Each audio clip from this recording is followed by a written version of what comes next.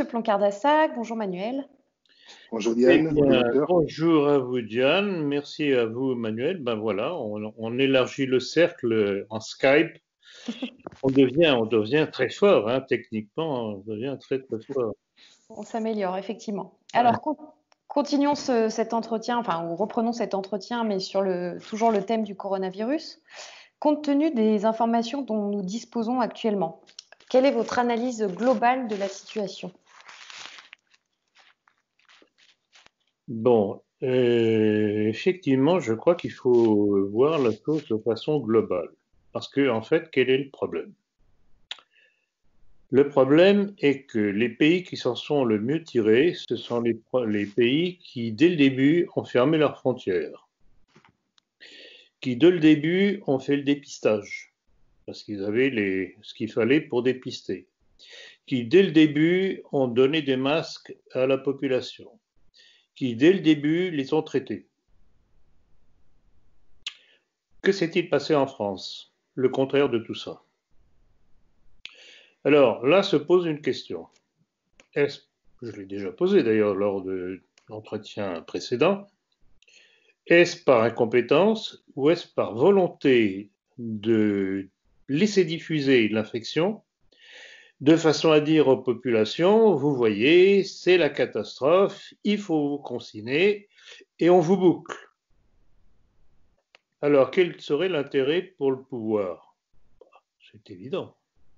Tout simplement, il n'y a plus de possibilité de manifestation maintenant. Donc, Macron et sa clique ont la paix.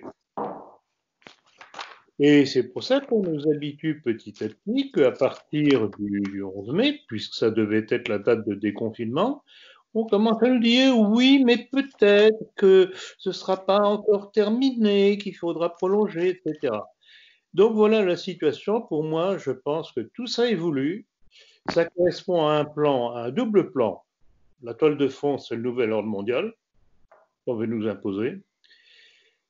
Et le plan local, c'est que la clique à Macron et la paix, qu'il n'y ait plus les manifestations qui commençaient à devenir très gênantes. Je voudrais rappeler une chose que j'ai rappelée, je pense, lorsque c'était au mois de mars, lors du premier entretien sur le coronavirus. Je rappelais que le 14 mars, c'était le jour de ma dernière conférence à Paris. C'était juste avant le confinement qui a eu lieu le lendemain. Il devait y avoir une manifestation monstre pour réclamer le départ d'Emmanuel Macron. Alors, vous mettez tout ça ensemble, et si vous n'avez pas compris, enfin, je ne parle pas pour vous, Diane et Emmanuel, je parle aux gens qui découvriraient ce genre d'entretien. Si vous n'avez pas compris, je ne sais pas ce qu'il faut faire de plus. Donc, on va continuer à creuser le sujet. Surtout, docteur, pour rebondir sur les manifestations monstres, récemment, M. Macron a fait un appel d'offres pour un achat de gaz lacrymogène pour 3 millions d'euros. Alors que les hôpitaux... Et les drones pour surveiller les Français. Puis je ne sais pas ce qu'ils vont faire avec les drones. Est-ce que ce sont des drones qui peuvent photographier sans doute, qui peuvent peut-être mitrailler? On ne sait jamais, on ne sait pas. Et donc, on a des informations comme ça, mais qui ne sont pas détaillées. Donc, on ne sait pas à quoi ça va servir. Bon, évidemment, les gaz lacrymogènes et tous ces trucs-là, c'est en prévision justement des manifestations. Donc, ça rejoint la mise en garde que je faisais à l'instant. Donc pour vous, le pouvoir va prendre de plus en plus peur, vu ce qu'ils achètent tout. Oui. Et alors, je ne sais pas si vous voyez apparaître sur les réseaux sociaux le nombre de témoignages, de témoignages qui viennent pour beaucoup du monde médical, des médecins, des hommes et femmes médecins, des infirmières, mais d'une dureté envers le pouvoir, et notamment vis-à-vis d'Emmanuel Macron. Il y a notamment une vidéo, malheureusement, je n'arrive pas à avoir le lien, sinon évidemment on le mettrait comme pièce jointe à cet entretien. C'est un entretien avec une femme médecin qui déballe tout. et elle disait, voilà, on nous a pas donné ce qu'on nous avait promis, ce qu'on devait nous donner, c'est épouvantable, on voit les gens mourir, on peut rien faire pour eux. Et alors, d'une virulence vis-à-vis de Macron, le traitant d'assassin et souhaitant qu'il soit jugé et pendu. Donc vous vous rendez compte, ce sont des choses qu'on ne voyait pas il y a encore quelques semaines. Si bien que la colère est en train de monter dans la population française, et notamment cette population française qui est au contact de la maladie, puisqu'elle est censée soigner. Donc, je ne sais pas comment ça va se terminer, mais je serai à la place de Macron, je commencerai à faire mes valises. Oui, donc ça a raison qu'ils craignent le déconfinement. Évidemment, c'est pour ça qu'ils craignent le déconfinement. Ils vont traîner des pieds et traîner des pieds. Ils vont nous gonfler encore les chiffres des morts. Alors là aussi, je voudrais qu'on en parle un petit peu, les chiffres. J'ai vu encore tout dernièrement à plusieurs reprises des études qui faisaient un petit rappel comme ça en passant que le nombre de morts qu'on attribue au coronavirus, ce sont le nombre de morts qu'on avait aussi avec la grippe saisonnière. Donc il n'y a rien de nouveau sous le soleil. Donc c'est du bourrage de crâne. Surtout, ce qu'on oublie, pardon, excuse-moi Manuel, on oublie de nous dire que le nombre de morts est moins important dans les pays où il n'y a pas eu de confinement. Bravo de revenir là-dessus, justement. C'était exactement une chose que j'ai vue tout dernièrement. Il y a une étude très sérieuse là-dessus qui démontre, chiffre à l'appui, que les pays les moins touchés, avec le moins de problèmes secondaires, sont les pays qui n'ont pas confiné. Alors, ça doit vous dire quelque chose, ça. Mais Olivier Véran nous avait prévenu, je me souviens qu'au tout début, il avait dit que le confinement fait plus de morts. Sur la fin de l'épidémie, en fait, hélas, il a l'air assez résistant à la chaleur et au beau jour, ce virus, de ce qu'on en sait. Mauvaise nouvelle. Mais en réalité, vous savez, ce qui fait que la grippe s'arrête au printemps, c'est pas la chaleur, c'est qu'en fait, au printemps, qu'est-ce qui se passe? On ouvre les fenêtres, on ouvre les portes, on n'est plus confiné dans des lieux, on va dehors. Et donc, c'est le confinement qui provoque la circulation du virus. Il avait le problème de ce gouvernement, c'est pour ça que j'hésite toujours, enfin j'hésite de moins en moins, entre incapacité, incompétence, etc., et volonté de laisser se diffuser l'infection, ils se sont contredits à de multiples reprises. Donc, qu'est-ce qu'on peut porter comme confiance à un gouvernement et à un chef d'État qui sont aussi légers, à moins qu'ils ne soient tordus? Mais juste pour en revenir à Emmanuel Macron, apparemment, c'est le Canard enchaîné qui a relayé la nouvelle. Apparemment, il est ulcéré par les plaintes déposées à la Cour de justice contre Philippe et d'autres ministres pour mise en danger de la vie d'autrui, homicide, blessure. Notamment. Contre Agnès Buzyn. Contre Agnès, oui, Édouard Philippe ou d'autres ministres. D'ailleurs, selon le Canard enchaîné, il était très énervé parce qu'il y a des élus, des républicains, comme Éric Ciotti, par exemple, Damien Abad ou Bruno Retailleau, qui jugent la démarche légitime. Tout à fait. D'ailleurs, c'est intéressant, je vois que Bruno Retailleau apparaît de plus en plus, et je pense que s'il devait y avoir un candidat républicain pour les prochaines présidentielles, il pourrait faire l'affaire. C'est un homme qui a l'air d'être posé. Bon, il a un profil intéressant pour nous. On verra la suite. Alors, que pensez-vous de l'hommage d'Emmanuel Macron à Agnès Buzyn? N'est-ce pas choquant? C'est le moins qu'on puisse dire. C'est le moins qu'on puisse dire. Écoutez, c'est tout de même incroyable cette histoire-là. On en a déjà parlé.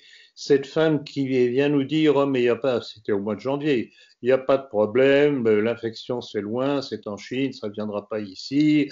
De toute façon, on a tout ce qu'il faut. Et puis le même mois qui dit avoir averti Emmanuel Macron et Édouard Philippe de la pandémie qui allait arriver, que ça allait être une catastrophe. Et qu'est-ce que c'est que cette femme? En tout cas, c'est une menteuse. Et elle ne se rend pas compte qu'elle se Elle se trahit elle-même. On ne peut pas dire à peu de jours de distance des choses aussi différentes. Rassurer les Français d'un côté, dans le même temps où on prévient le chef de l'État et le Premier ministre. Il y a un problème là. Non, cette femme, il faudra la juger. Ce qui sera assez simple, je pense, parce que vu qu'elle n'a plus d'immunité parlementaire, elle n'est plus ministre, donc c'est une question de volonté. Oui, tout à fait. Alors, question suivante, docteur. Emmanuel Macron a choisi la date du 11 mai pour le déconfinement. Alors, selon vous, pour vous, est-ce que c'est un hasard ou est-ce qu'il n'y a pas là comme un message messianique? Je crois que c'est le moins que l'on puisse dire. Alors, j'ai noté ça parce que ça vaut la peine effectivement de donner les références. Alors, le problème le plus amusant, c'est que c'est une publication qui s'appelle Le Monde Juif qui a révélé ce que voulait dire ce 11 juin. 11 mai. 11 mai. 11 mai.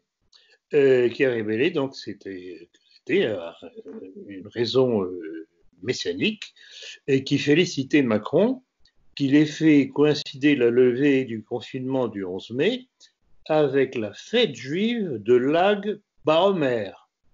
Alors, qu'est-ce que c'est que cette fête de Lag Baomer? Eh bien, c'est une fête qui commémore pour les Juifs la fin de l'épidémie qui décima les disciples du rabbin Akiva. Je ne sais plus à quelle époque c'est. Donc voilà les références de Macron.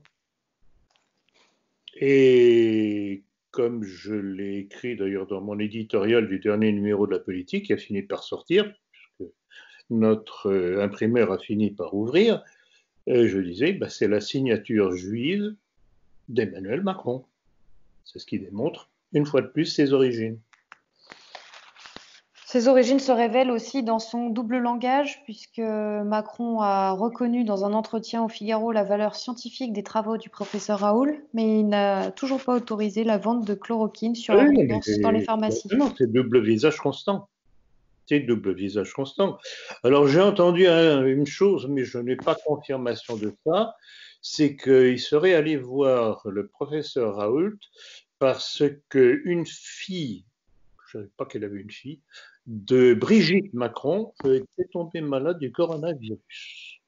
Alors je livre ça sans garantie, à vérifier, ça pourrait être une explication.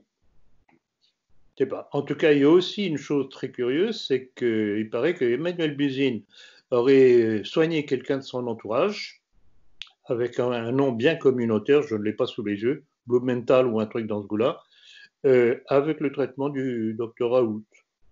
Mais apparemment, c'est elle qui a fait mettre par un décret du mois de janvier l'hydrochloroquine dans la liste des médicaments poison. Oui, alors vous vous rendez compte de ces gens-là. Le traitement est bon pour eux, mais pas pour nous. Voilà, mais c'est l'histoire. Rappelez-vous ce que j'avais dit au moment où elle a institué les vaccins pour les nourrissons.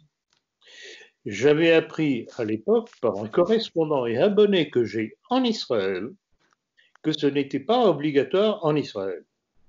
Et j'avais dit pourquoi ce qui n'est pas obligatoire en Israël serait obligatoire en France, pourquoi ce qui serait bon en France ne serait pas bon pour Israël?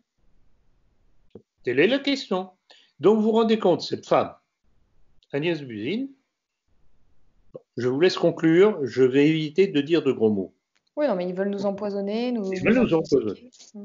Ils veulent nous empoisonner alors de façon plus ou moins directe. Déjà, ils empoisonnent les vieillards dans les maisons de retraite, soi-disant parce qu'il n'y a pas assez de lits de réa. À cause de qui?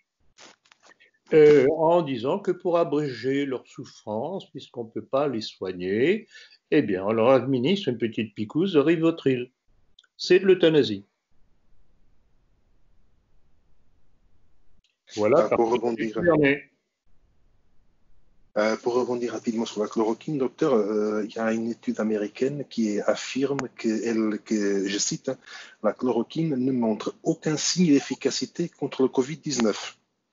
Les chercheurs ont même constaté, selon ce qu'ils disent, plus de décès parmi les patients recevant ce traitement par rapport à ceux qui ont reçu des soins standards. C'est ce qu'ils disent. Je peux vous envoyer le lien si vous voulez. Non, mais je connais. Je connais, j'ai vu ça. Ça fait effectivement le tour de la toile, si j'ose dire. Alors, d'ailleurs, le professeur Raoult y a répondu, et il a répondu de façon très simple. On dit, c'est pas étonnant, c'est ce dont, c'est lui qui parle, disant, c'est pas étonnant, c'est ce dont j'avais averti, c'est que si on donne la chloroquine à la phase tardive, ça ne sert strictement à rien. Or, justement, ce qu'il y a de tordu aussi en France, c'est que les quelques essais qui ont été faits dans les hôpitaux français ont été faits sur des gens en phase terminale. Et après, on vient nous dire, ah mais vous voyez, ça n'a pas d'effet. Or, tout ce qu'a fait le professeur Raoult dès le début, il a fait justement ce qui a été fait en Corée du Sud, à Singapour, à Hong Kong, qui ont été les pays qui sont le mieux défendus. Il a fait le dépistage systématique parmi la population marseillaise qui voulait bien venir se prêter au dépistage. Ceux qui étaient atteints ont été soignés donc très précocement et ils n'ont pas développé la maladie. Et voilà. C'est aussi simple que cela. Alors, on critique les travaux du professeur Raoult parce que, soi-disant, ce ne serait pas scientifique. Est-ce que vous trouvez que c'est scientifique d'administrer un médicament à des gens en phase terminale? Pas du tout. Voilà. Et voilà tout l'aspect tordu de la communication de nos grands communicants de l'information.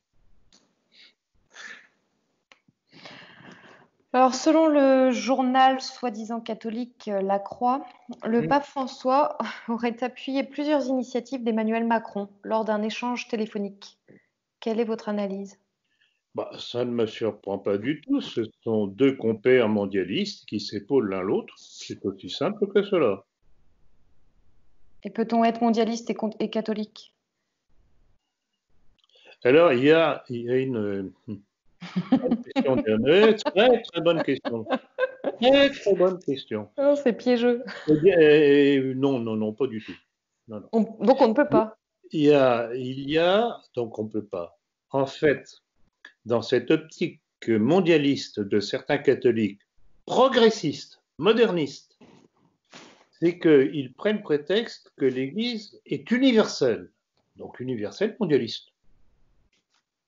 C'est primaire. Quand on dit que l'Église est universelle, c'est-à-dire que son message s'adresse à tout le monde. Ça ne veut pas dire qu'on va rentrer dans un système politico-économique mondialiste. C'est totalement différent. C'est un ordre totalement différent. L'un est spirituel, l'autre est politico-économique. Donc voilà pour répondre à votre question. Encore une chose tordue, qui trompe les gens qui n'ont pas de formation, qui ne réfléchissent pas. Je crois que c'était d'ailleurs à propos du revenu universel ou quelque chose dans ce goût-là, l'initiative qui était en accord, que l'un soutenait l'autre, dont le pape soutenait l'initiative de Macron. Le revenu universel, c'est une tarte à la crème, ça ne non, évidemment. C'est pas possible. C'est pas possible. Alors évidemment, il rêverait d'avoir des citoyens bien sages, tenus en laisse par leurs petits subsides qu'on leur verserait misérablement tous les mois. Comme ça, tu fermes ta gueule. Et c'est pas possible. Économiquement, c'est pas possible. Il y a un mélange de crapulerie dans ce genre de projet. Et d'irréalisme, mais absolument incroyable. Et d'idéalisme. Non, je dirais pas idéalisme. L'idéalisme, c'est un beau mot, beaucoup trop beau pour ça. Non, je dirais je trouve pas le mot. Bon, c'est un idéalisme perverti, si vous voulez. Oui, d'irréalisme, disons. Oui, c'est ça. Oui, excuse-moi, Manuel. Non, t'inquiète, c'est pas grave, Diane. Prochaine question, docteur. Emmanuel Macron et Christophe Castaner ont tenu une visioconférence avec 6 responsables des religions en France, ainsi que les responsables des grandes obédiences maçonniques, pour discuter de la reprise des cultes après le déconfinement. Emmanuel Macron s'est entretenu juste avant avec le pape François pendant 1 heure. Que dire de cette consultation, on va dire. Bon, je pense que c'est de la poudre aux yeux, c'est pour dire, vous voyez, on se préoccupe des religions, on n'est pas hostile aux religions, mais enfin, tout ça, c'est de la poudre aux yeux. Tout ce que je constate, et d'ailleurs, il y a un certain nombre d'évêques en France et en Italie, notamment, qui s'étonnent tout de même et qui s'indignent qu'on traite de façon différente la célébration des messes par rapport à toute la latitude qu'on laisse dans les supermarchés ou même dans les magasins qui vendent de l'alcool. Il y a un petit problème. Pourquoi ce qui est permis dans un cas, là, il n'est pas dans l'autre? Donc tout ça, c'est du faire semblant. Macron fait toujours la même chose, c'est du faire semblant. Alors, où on n'est pas. Mais avoir convoqué en plus des responsables religieux, les responsables des principales obédiences maçonniques, je ne vois pas qu'est-ce que ces gens-là viennent faire là-dedans. Parce que mais c'est une religion, mon cher. C'est la religion actuelle. C'est la religion actuelle, oui. C'est la religion universelle. C'est l'aveu. C'est l'aveu. Et rappelez-vous, c'est mon père qui avait remis à l'honneur cette chose qui avait été passablement oubliée, le noachisme. Le noachisme, oui. C'est quoi? C'est une arnaque. C'est la volonté d'essayer de trouver un lien commun à toutes les religions pour en faire une religion universelle. Le problème, c'est que c'est centré sur le judaïsme. Et votre père vient détailler... Pourquoi est-ce que l'Église catholique s'est judaïsée? Pourquoi y a-t-il eu le décret Nostra Aetate qui, justement, à partir de là, a judaïsé l'Église? Hein? Maintenant, c'est nos ancêtres, notre ancêtre le judaïsme, etc., etc. Donc, on oublie le Christ, on oublie le Nouveau Testament. Ça n'existe plus, du point de vue de l'Église actuelle. Parce que ce qui m'a été reproché, par exemple, c'est une personne qui dit que l'ancienne alliance n'est pas caduque parce que Dieu avait fait des promesses à Moïse et à Noé. Donc, dire que l'ancienne alliance est caduque, ça veut dire que Dieu ne tient pas ses promesses. Non, parce qu'il y a un élément qui est intervenu, c'est le peuple juif qui n'a pas accepté les promesses du Christ. Donc, à partir de là, bien évidemment, le contrat est rompu. D'où la raison qu'il y a un Nouveau Testament, et je rappelle très souvent, vous savez tous les deux, les consécrations du prêtre lors de la messe, quand il parle de l'alliance nouvelle et éternelle. Nouvelle et éternelle. Ce qui abolit l'ancienne. Et alors, pour corroborer vos propos sur cet amalgame et des religions entre elles, nous avons des évêques qui semblent œuvrer dans ce sens-là. Il y a l'évêque de Reims, notamment Monseigneur de Moulin-Beaufort, qui a encouragé, approuvé le fait que le déconfinement corresponde à la fin du Ramadan. Je ne sais pas si vous avez entendu parler de ça. Je crois qu'il n'est pas très au courant. Oui, non, mais pour lui, si ça peut aider nos frères musulmans, parce que les musulmans souhaitent que la fin du déconfinement se fasse le 25 mai, donc le jour de la fin du Ramadan. Bon, ça n'a pas l'air de lui poser de problème. Mais écoutez, parler de l'évêque de Reims, est-ce que ces gens sont encore religieux? Et il n'est pas seulement évêque de Reims, il est aussi le président de la conférence des évêques. Tout à fait. Donc c'est quand même le numéro 1 des évêques. Oui, tout à fait. Tout à fait. Bref, il ne faut pas s'étonner que l'épiscopat français soit dans l'état dans lequel il est. C'est évident, avec des chefs pareils. Non, tout ça, c'est pas sérieux. Ce sont des traites. Je regrette beaucoup. Et, je serais beaucoup plus admiratif s'ils défroquaient. Oui. C'est logique. Ce serait plus honnête, surtout. C'est plus honnête. Lors de son allocution du 13 avril, Emmanuel Macron a exprimé sa volonté d'engager un tournant politique après la crise du Covid-19 pour concevoir le monde d'après. Dans les prochaines semaines, avec toutes les composantes de notre nation, je tâcherai de dessiner ce chemin qui rend cela possible. Ça, je le cite, et je le cite encore quand il dit « Nous aurons des jours meilleurs et nous retrouverons les jours heureux », a-t-il affirmé. Qu'en pensez-vous ? Alors, bon, il y a deux choses là-dedans qu'il faut remarquer. Premièrement, c'est que c'est toujours son optique d'imposer le mondialisme. Donc, Pourtant, le monde de nouveau, ça va être, c'est le nouvel ordre mondial. Et deuxièmement, j'ai vu passer ça. La phrase en question est une phrase qui a été prononcée après la libération par le Conseil national de la résistance, dans lequel ils annonçaient justement un monde nouveau, etc., etc. Donc il y a toujours des petits clins d'œil. Il y a toujours un petit clin d'œil pour rappeler ce jour-là. Voilà, j'ai le truc ici.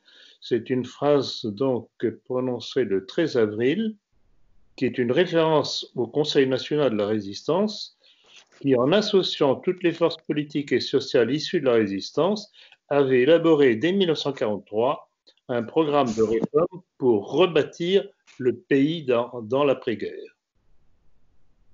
Donc, je répète, ce qu'il y a de sous-jacent à tout ça, c'est le nouvel ordre mondial, tout simplement. quand bien même il utilise le vocabulaire de nation. Oui, bien sûr, mais le problème, c'est que la nation, ça, c'est fait pour faire passer la sauce. En fait, il est dans la lignée de ce que j'ai rappelé notamment dans le premier entretien qu'on a fait à propos du coronavirus, la fameuse prophétie de Jacques Attali en 2009, dans laquelle il disait que seule une pandémie obligerait les peuples, les nations, à se soumettre au nouvel ordre mondial. Donc tout ça était déjà prévu, tout ça était déjà dans les cartons, et même bien avant Attali. Il n'y a rien de nouveau. On tourne toujours autour du messianisme juif qui part de son refus du message du Christ. Je répète tout le temps la même chose parce que c'est là le point de départ. Et si on ne comprend pas quel est le point de départ, on ne peut pas comprendre la suite. Retour aux sources. Oui, et sur un plan spirituel, c'est le refus de l'ange d'avoir servi Dieu. Tout à fait. Et le refus des Juifs, c'est le refus satanique, tout simplement. C'est pour ça que notre monde, qui est de plus en plus sous l'influence juive, devient un monde satanique. D'où toutes les histoires, toutes les perversions, Hollywood, etc., les Epstein, les Weinstein, comment il s'appelle l'autre violeur, Rosemary Baby. Oui, Polanski. Polanski, etc. Donc voilà. Et alors, ce sont les mêmes éléments qui font parler d'eux. C'est même curieux. C'est toujours les mêmes éléments, oui. Que pensez-vous de cette citation de Monseigneur Athanasius Schneider, comme quoi le gouvernement utilise Covid-19 comme prétexte pour persécuter l'Église? Il se pourrait que nous... Oui, et il rejoint votre analyse. C'est très bien, j'ai vu la déclaration, elle est excellente. Il dit si le gouvernement refuse à l'Église les mêmes droits qu'il accorde à un magasin, alors c'est une discrimination de la religion. C'est ce que je disais tout à l'heure, oui, je me référais à ce qu'il a dit. Et donc, vous pensez aussi que cette crise n'est pas une affaire de semaines, pas une affaire de mois, mais une affaire d'années, comme l'affirme le ministre de l'économie, Bruno Le Maire? Mais c'est beaucoup plus que ça. C'est une chose qu'il voudrait pérenniser. D'ailleurs, si je peux me permettre de rajouter quelque chose, une citation du directeur général de l'Organisation mondiale de la santé qui nous dit, je cite, « Il n'y a aucune garantie que les personnes ayant contracté le Covid-19 soient immunisées.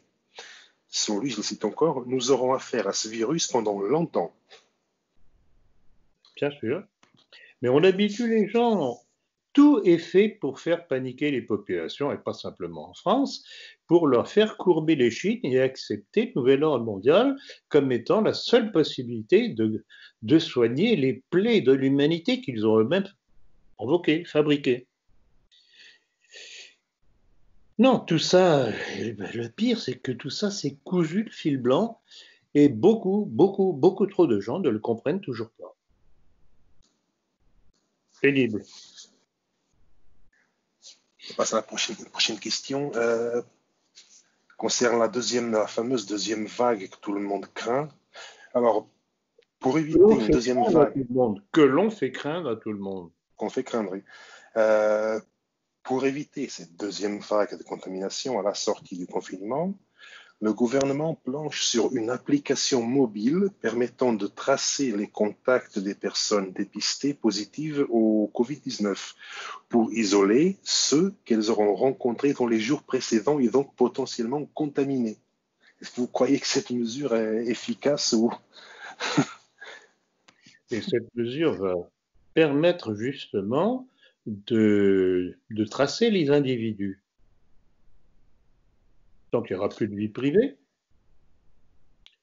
Et alors en plus de ça, ils veulent tracer pour soi-disant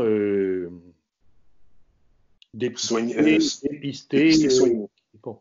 Et pourquoi il n'y a toujours pas les tests nécessaires pour tester le maximum de la population française que le corps médical réclame à cœur à cri avec les masques? Toujours pas là. S'il n'y avait pas des régions de France ou des municipalités assez importantes en France qui ont elles-mêmes fait la démarche pour s'équiper, ce n'est pas l'État qui l'a fait. Et on paye des impôts pour quoi? D'ailleurs, il y a une société française qui suggère des bracelets au lieu des applications mobiles. C'est la même chose, mais ça serait selon eux un peu plus pratique. Parce qu'il n'y a pas tout le monde qui a un smartphone, etc. Mais l'idée là-dedans, c'est de marquer le bétail goy, quoi. Oui. Mais le bracelet, ben justement, ça vous rappelle pas quelque chose, ça? Les prisonniers qu'on met en liberté, est-ce que l'on ne met pas un bracelet justement pour pouvoir les tracer? Oui. Donc ça veut dire que les Français ne seront pas en liberté, ils seront tracés. Est-ce qu'il n'y a pas une idée de vengeance avec ce que les Juifs ont subi pendant la Shoah? Ils étaient tatoués. Ah ben là, ils sont dans la vengeance et ils veulent nous tatouer. C'est intéressant. Mais de toute façon, tout dans le monde juif est une question de vengeance. Rappelez-vous les textes que j'ai cités au moment de l'incendie de Notre-Dame de Paris, dans lequel rabbins et hommes politiques israéliens se réjouissaient de l'incendie en disant que c'était une vengeance de Yahvé. Tout est là. Il n'y a rien de nouveau. Oui, c'est le total inverse du message chrétien qui est dans le pardon. Le pardon. On n'y est pas. Hein. Non, mais la religion juive, justement, est une religion de haine. C'est ça qui la distingue de toutes les autres.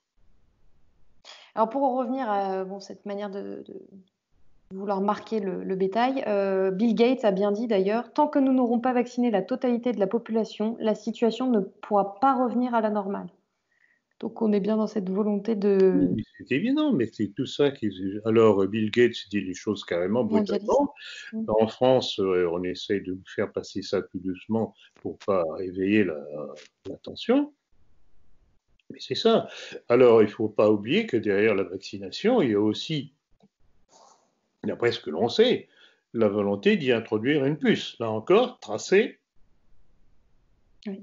l'individu. Et puis, s'il ne répond pas aux critères de la société, il sera facile de l'évincer. Tout à fait, mais rappelez-vous l'évangile de Saint Jean sur l'Apocalypse. Oui, le signe de la bête. Non, le livre de l'Apocalypse. Le livre de l'Apocalypse. Donc, vous voyez, il n'y a rien de nouveau. Et on retombe toujours sur le point de départ.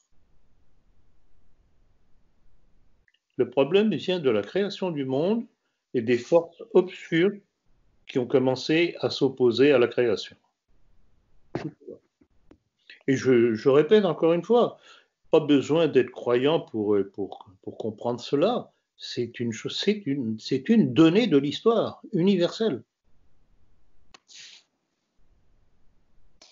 Alors, Moshe Kantor, président de la Fondation du Forum mondial de l'Holocauste et du Congrès juif européen, a été reçu en audience privée par le pape François vendredi 14 février 2020 C'est ce qu'indique le Saint-Siège.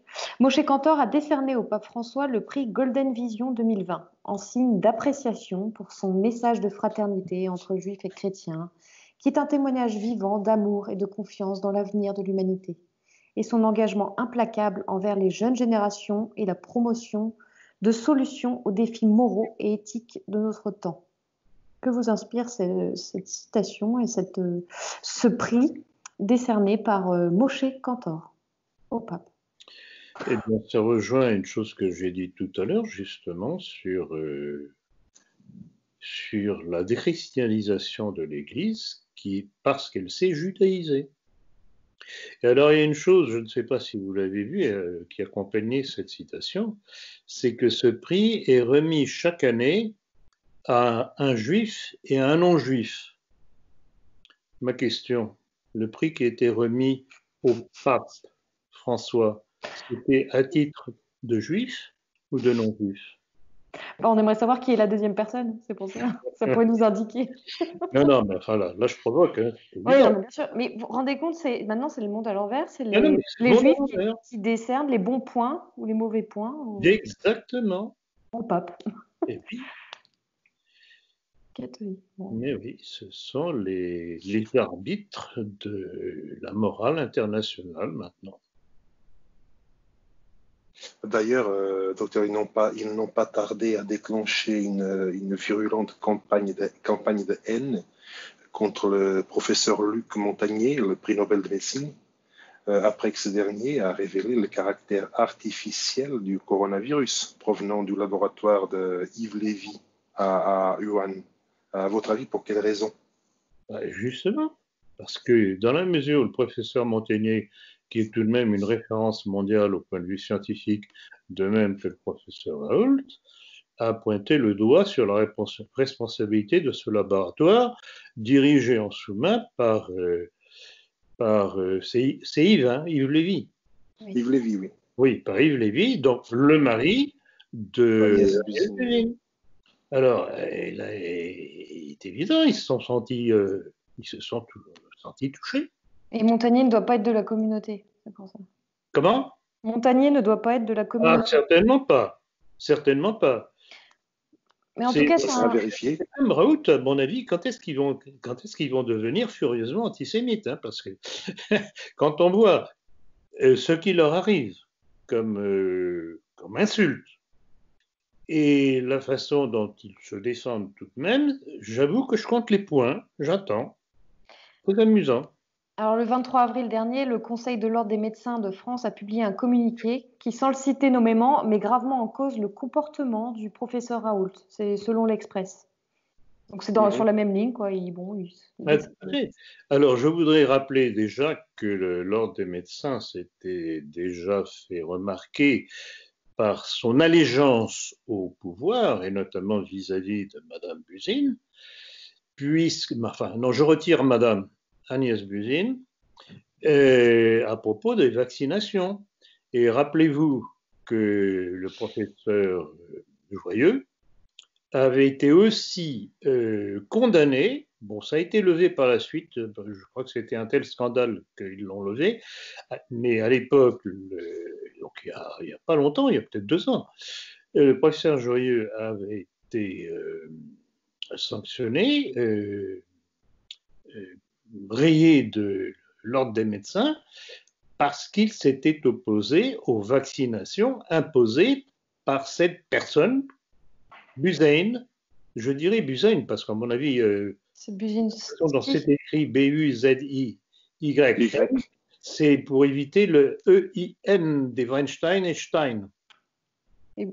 Compris? Possible. Compris. Ça sera à voir. C'est la dictature scientifique. La dictature scientifique. Donc voilà, ces grands corps qui sont, disons, des gardiens d'une orthodoxie, l'orthodoxie médicale en l'occurrence, pour l'ordre des médecins, ce sont des caisses de résonance politique aujourd'hui. On leur dit, tu condamnes un tel, il condamne un tel parce qu'il n'a pas marché droit. Voilà. Alors, dans le même ordre d'idées, il y a un militaire qui, visage flouté et avec la voix modifiée, Sans l'accord de sa hiérarchie, ce marin du porte-avions français, le Charles de Gaulle, a accepté de témoigner au micro de France 2. Et ce militaire fait partie des 1080 marins, oui, ils étaient 1081, je crois, marins de l'équipage testés positifs au Covid-19. Et il a décidé de briser le silence pour justement critiquer les décisions prises par l'armée. Donc il se passe de la même chose dans l'armée que ce qui se passe au niveau scientifique et médical. Tout à fait. Et tout à fait pour les mêmes raisons, c'est la soumission de la hiérarchie militaire. Alors, qu'est-ce qu'il y a derrière l'affaire du porte-avions? Il y a que lors d'une escale à Brest, le début de l'épidémie avait été décelé à bord du porte-avions. Et le commandant du porte-avions, je ne connais pas son nom, avait alerté le ministère de la Défense, c'est-à-dire Madame Parly, en disant, écoutez, je souhaite que l'on interrompe la mission. Je pense qu'il devait aller au Moyen-Orient pour soutenir les Américains dans leur destruction vis-à-vis de la Syrie en aidant les terroristes de la région, Daesh et compagnie. Et Madame Parly a refusé en disant non, vous continuez. Alors il y a une chose qui est très intéressante, qui justement, une fois de plus, révèle la lâcheté, la reptation de nos chefs militaires. Le chef d'état-major actuel, qui a pris la relève du général Pierre de Villiers, le général Lecointre, a été interviewé, je ne me rappelle plus sur quelle chaîne, mais en tout cas je l'ai vu. Et on lui a posé la question, que pensez-vous de cette histoire? Pourquoi est-ce que finalement le porte-avions a dû continuer sa mission? Et il a tourné ça de telle façon, d'ailleurs c'était du grand art, j'avoue, je tire mon chapeau, façon de parler, du grand art pour vraiment esquiver la question et gommer toute responsabilité vis-à-vis du ministère des Armées, Madame Parly. Bon, je suppose qu'il aura prochainement une nouvelle promotion, je ne sais pas laquelle, mais voilà ce qu'est notre état-major de l'armée, le petit doigt sur la couture du pantalon, vis-à-vis de l'État, les yeux rivés sur leur avancement. Point. Et aussi, cette histoire de porte-avions montre bien un petit peu les mensonges qu'il y a eu autour des chiffres. Parce que sur les 1000 marins, je crois que la majorité a été contaminée, mais aucun n'est mort. Ils ont tous été... Voilà, ils ont eu une petite grippe. C'est intéressant de savoir comment ils ont été soignés à l'hôpital militaire de Toulon. Oui. Ça, je ne le sais pas, et à mon avis, on ne nous le dira pas. Il n'y a rien là-dessus. J'ai bien cherché, mais oui, il n'y a absolument rien. Là-dessus. Donc, c'est silence radio là-dessus. D'abord, l'histoire du porte-avions, on évacue le problème. Ben, ça, effectivement, c'est une faute très grave de la part de la ministre. Madame Parly, je répète le nom, retenez bien. Il y a des gens qu'il faudra juger.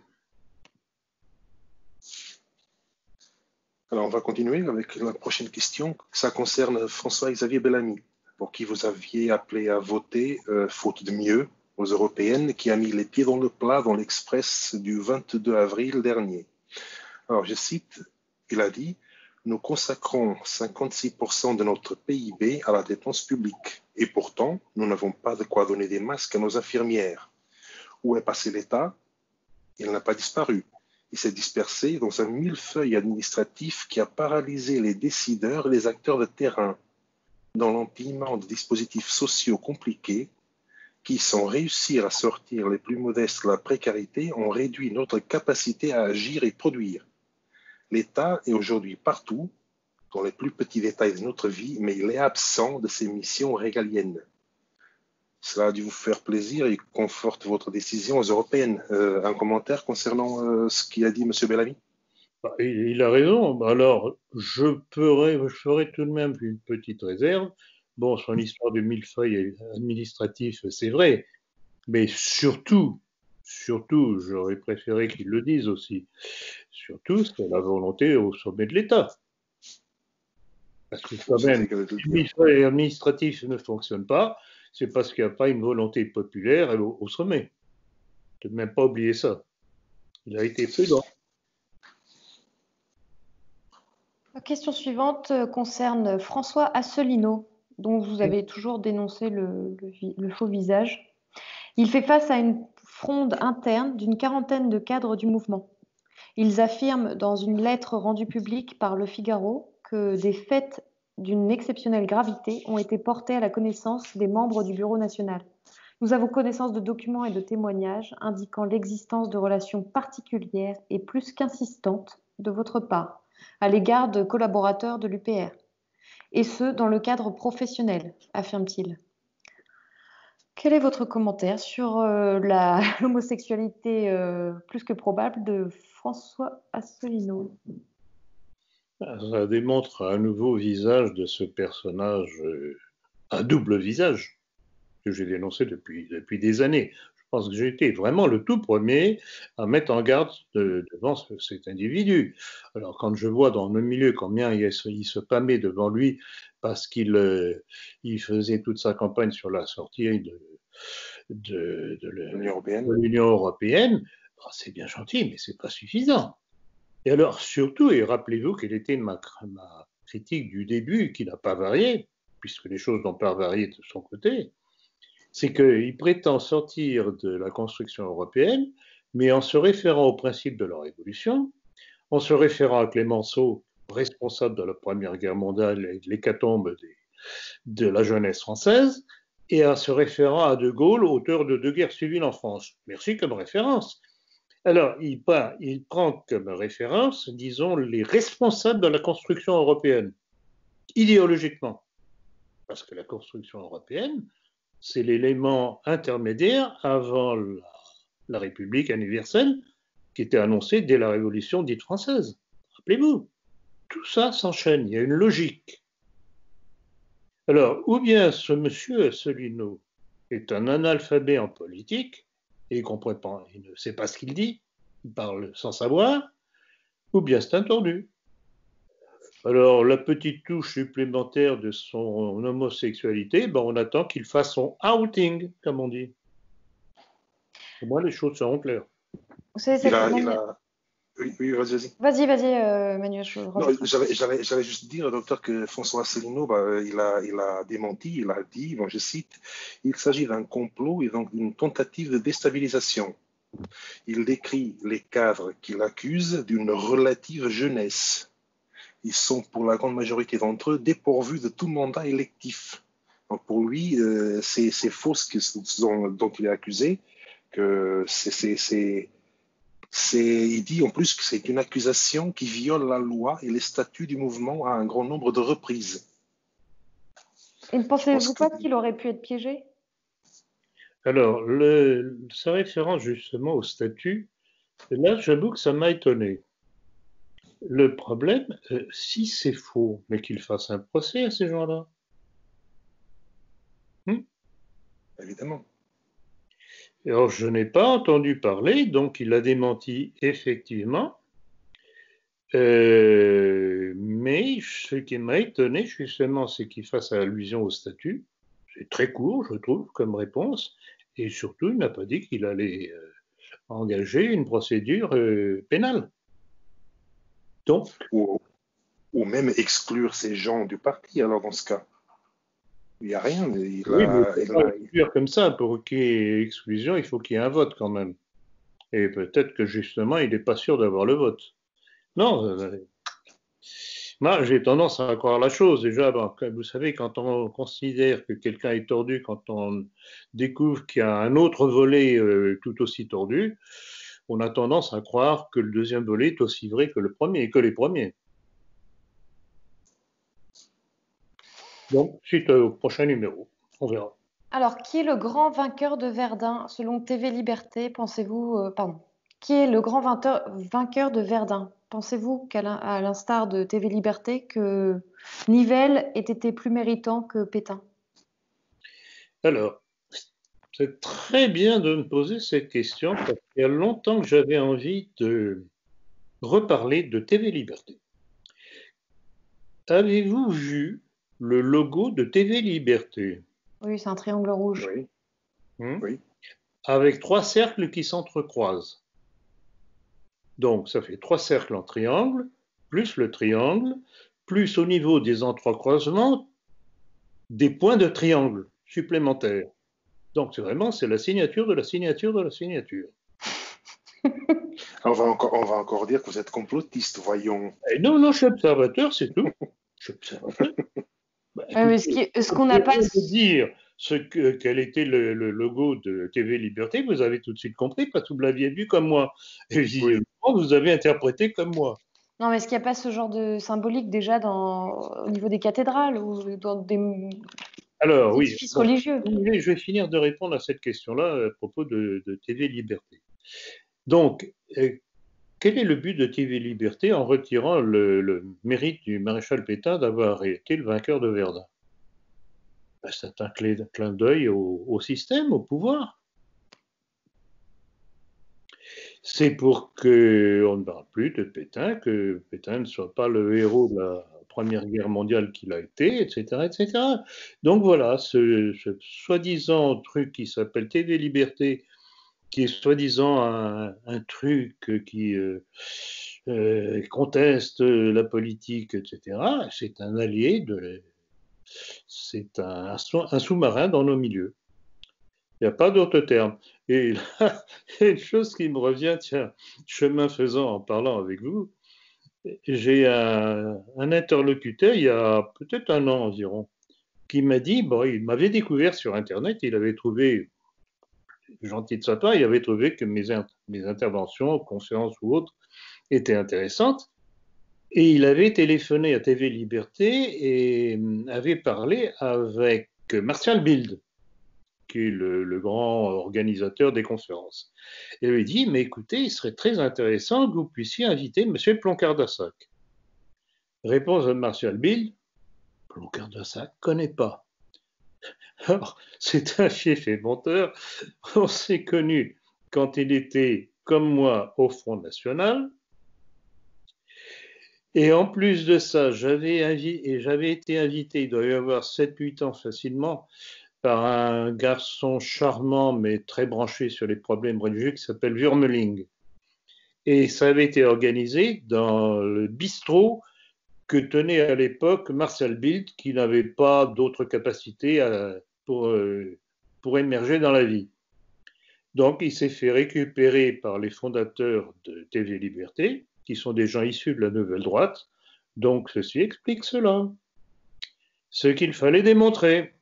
CQFD. Et pour la symbolique, le triangle, non? Bon, on revient un peu dessus. La symbolique, je crois que j'en ai dit assez, non? Ouais, mais bon, est-ce qu'un triangle dans un cercle, on ne voit pas ça dans les édifices religieux? Non. Non, ce que l'on voit, et on le voit à partir du XVIIIe siècle, ça, je crois que j'en ai déjà parlé avec vous d'ailleurs. Oui.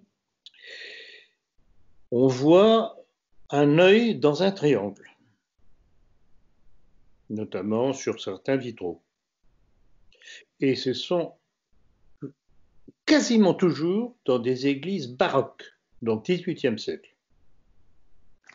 Avant, je n'ai pas connaissance de symboles pareils.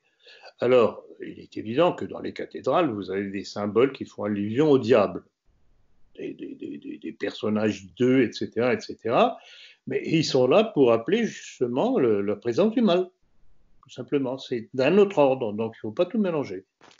Mais l'apparition d'un symbole qui peut passer pour maçonnique commence au XVIIIe siècle avec cet œil dans le triangle. Et c'est un triangle équilatéral. D'ailleurs, il faut bien laisser les gens chercher par eux-mêmes. On ne va pas non plus servir tout dans un plateau aux gens. Qu'est-ce que c'est que la symbolique? Qu'est-ce que ce symbole-là signifie? Mais mon cher Manuel, vous êtes gentil, ce serait l'idéal, ça, si les gens étaient capables de chercher par eux-mêmes. Quand je vois que même ce que nous disons, et pourtant Dieu sait si, en ce qui me concerne, et vous aussi, vous êtes clair, et dans les questions, dans vos réponses, etc., et moi aussi, on est clair, d'ailleurs, c'est ce qu'on nous reproche, on est beaucoup trop clair. Eh bien, malgré ça, il y a des gens de nos milieux qui ne comprennent pas. Il faut leur répéter, leur mettre le doigt.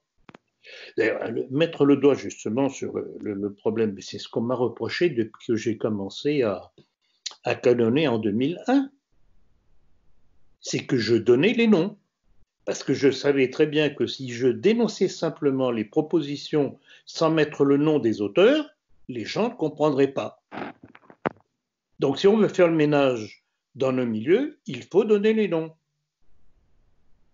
Et apparemment, c'est ce que Jérôme Bourbon a compris, heureusement.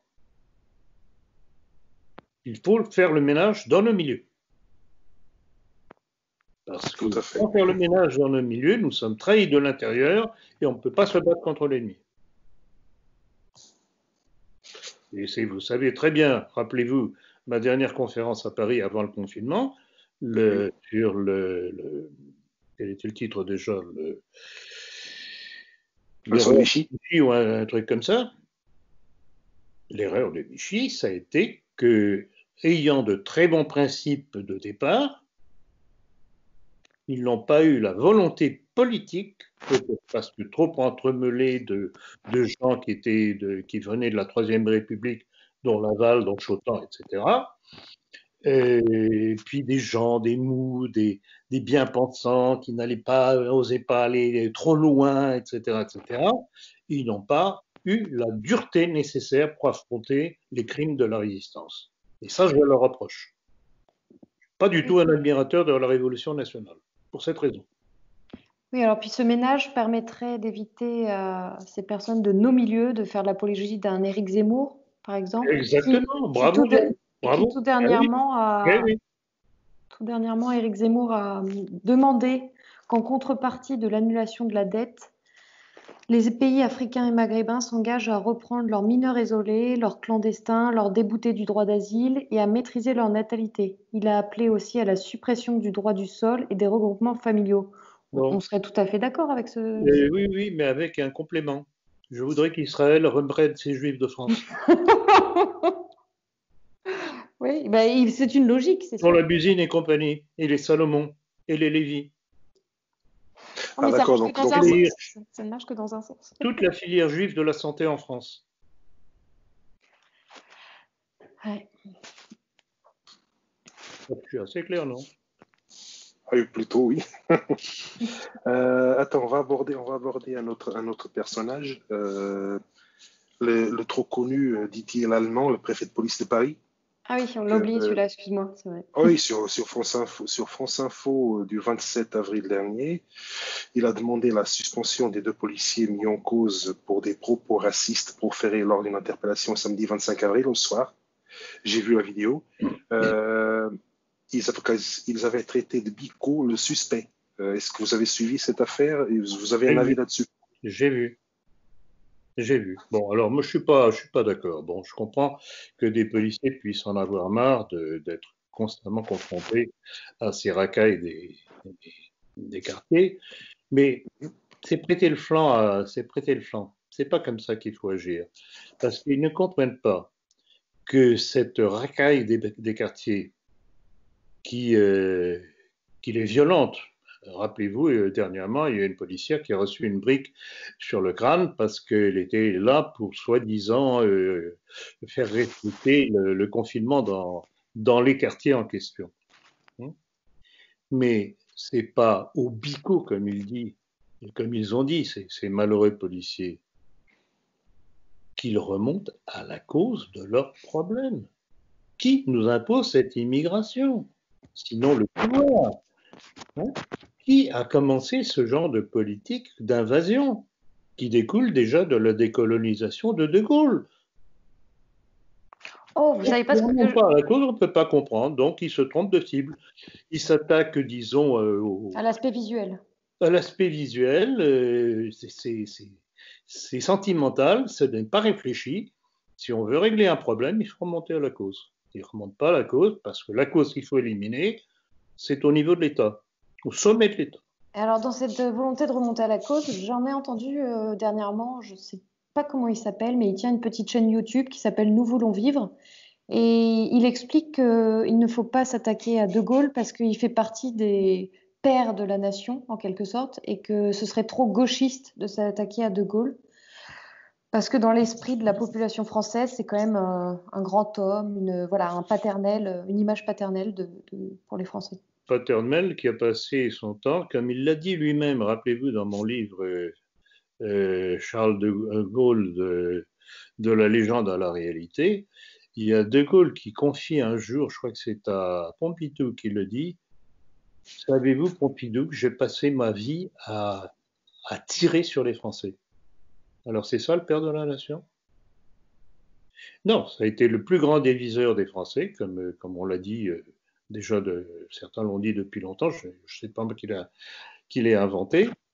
Cet homme est un criminel. C'est un des plus grands criminels de l'histoire de France. Et là, il serait temps que les Français le comprennent. Alors ce n'est pas parce que la population française a une certaine perception qu'on lui a inculquée qu'il faut continuer à répéter indéfiniment le mensonge historique. Oui, tout à fait, absolument. Il y a un mot très intéressant de... Comment il s'appelle celui qui a écrit à propos de la Constitution universelle? Bon, ça ne me revient pas. C'est dans mon livre d'ailleurs sur De Gaulle, je le cite justement, que c'est une erreur de répéter les mensonges sous prétexte que personne ne voudra revenir dessus. Ben, si, il faut revenir dessus. Si c'est un mensonge, le devoir de vérité, qui est une charité, est de rappeler quelle est la vérité. Il faut réécrire l'histoire à l'endroit. Il faut réécrire l'histoire à l'endroit. Ben, vous savez très bien que c'est l'œuvre à laquelle je me suis voué depuis 2001. Regardez tous les livres que j'écris au fur et à mesure, c'est pour sujet par sujet les cerner et expliquer quelle est, sur base de tous les documents historiques que je donne, quelle est la véritable vérité historique. Bon, très bien. Bah, écoutez, Monsieur Ploncard, nous avons terminé notre entretien. Je crois que vous avez oublié quelque chose à propos de traitement. Traitement, chloroquine? Oui. Alors, vous n'avez pas entendu parler de ce nouveau traitement? Ah, attendez. Oui, il est possible que j'ai loupé une question. Ah, attends. Alors, attendez, je vais vous la retrouver dans quelques instants. Sinon, je le dis, parce que là, vraiment, j'ai trouvé ça tellement énorme, tellement beau. Pas la louper, quand même. Attendez, je l'ai. Tiens, je couperai l'espace. Ah oui, vous l'avez rajouté vers la fin, c'est pour ça, je ne sais pas pourquoi j'ai dû le passer. Voilà. Les tests d'un nouveau médicament, le tocilizumab, contre le coronavirus seraient extrêmement encourageants, selon le professeur Steg, chargé de la recherche en tant que médecin. Que pensez-vous de cette annonce et est-elle fiable? Alors, je voudrais bien savoir d'où sort ce mot de tocilizumab. Zuma, ouais. Ça fait un peu africain. C'est français quand même. Bon, bref. Alors, premièrement, qui a annoncé la chose? Steg, déjà, ça sent mauvais. Oui, d'accord, mais ça a été relayé par Martin Hirsch. Ça sent encore plus mauvais. Directeur général de l'APHP, c'est-à-dire Assistance publique Hôpitaux de Paris. Qui a tenu à communiquer sur l'essai de ce médicament proposé par le professeur Gabriel Steg. Qui est le professeur Steg? Alors, Wikipédia signale que Philippe Gabriel Steg est né le 16 février 1959 à Paris dans une famille juive orthodoxe. Comme c'est curieux. Alors, c'est un cardiologue, professeur des universités, Université Paris Diderot, et praticien hospitalier à l'hôpital du. Il est membre de la Légion d'honneur, bien sûr. Donc, encore un qui fait partie de ce que j'appelle la filière juive du système de santé français. Alors, c'est pas tout. Donc, médicament, je veux bien, si le médicament est valable et peut sauver des vies, je suis toujours pour. En tant que médecin, c'est normal. Mais à quel prix? Bon, alors, à quel prix? Voilà, vous connaissez le prix? Vous avez vu le prix? Je crois que ça me dit quelque chose, j'ai entendu parler de 800 euros, hein, quelque chose comme ça. 900 euros. Ah, 900, oui. 900 euros. Et alors, avec une petite réserve, normalement, c'est une seule injection. Mais peut-être qu'il en faudra 2. Bon. Peut-être 4. Alors, argumentation donnée pour faire passer la pilule. Voilà la dialectique. Le coût d'une journée de réanimation, sachant qu'un patient reste en moyenne 15 jours à 3 semaines, c'est 9 000 euros. Donc, vous voyez, je cite, hein, vous voyez le rapport entre le coût du médicament. C'est vraiment bon marché, et bargain, comme diraient les Britanniques. Entre le coût du médicament et le bénéfice qu'on attend. Petit détail en passant, bénéfice pour le professeur Steig. Bon. Alors, on nous a farci les oreilles du manque de sérieux des travaux du professeur Raoult qui ne se serait pas basé sur suffisamment de patients pour faire le test.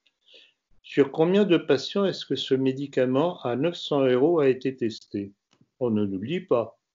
On nous dit, voilà, un nouveau médicament, paf, par ici la monnaie, 900 euros. Il va être testé peut-être maintenant. Comment?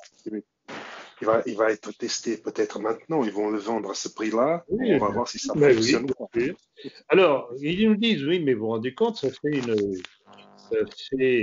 fameuse économie entre les 9 000 euros des 15 à 3 jours des 15 à 3 semaines d'hospitalisation à 9 000 euros contre 900 euros. C'est vraiment une très bonne affaire. Bon, mais le problème, qui va payer le médicament? C'est l'État ou c'est le patient?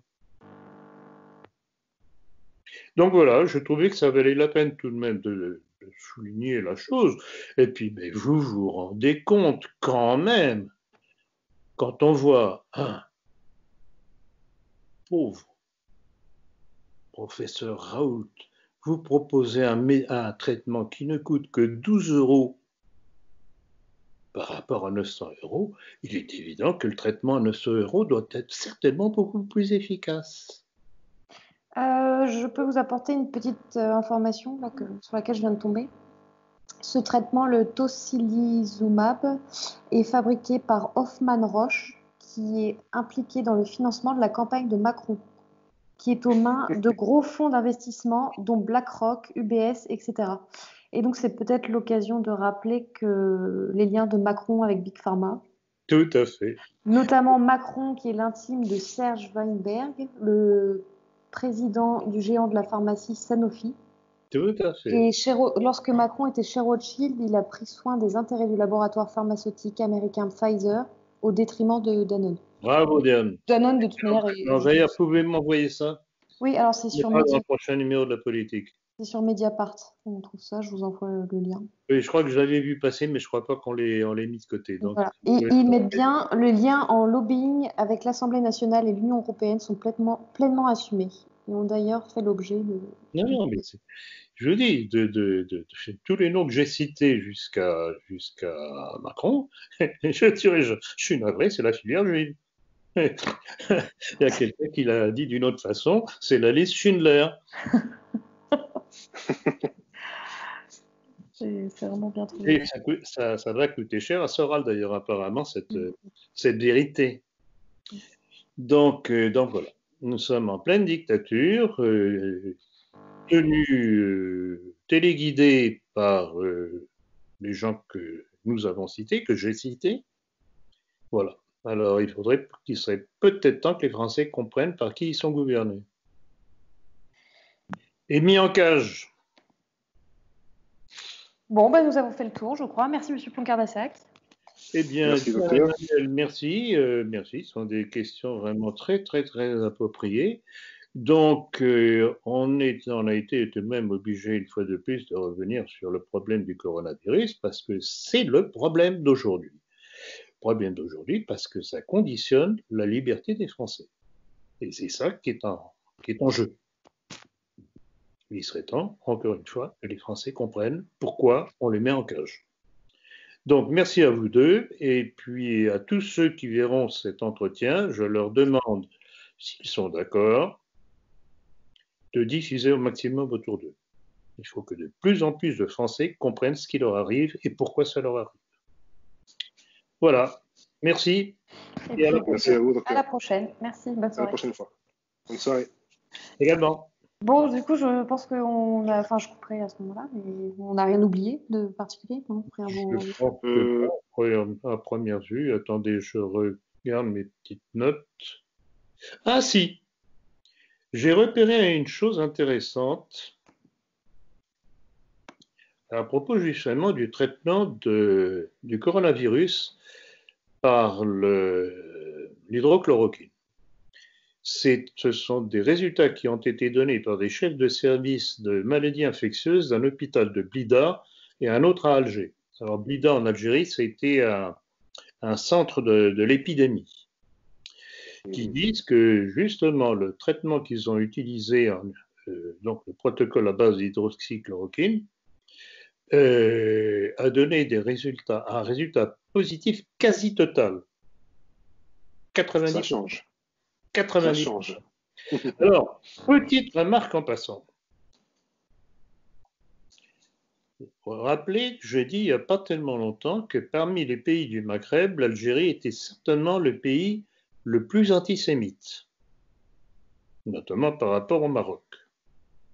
Or, quand à mesure où ils utilisent le traitement du professeur Raoult, alors que l'on sait qu'il a épousé une juive et que ses enfants sont dans une école juive, je ne pense pas que les milieux algériens soient tentés, à moins que vraiment son traitement soit réellement efficace, soient tentés de le faire la pub.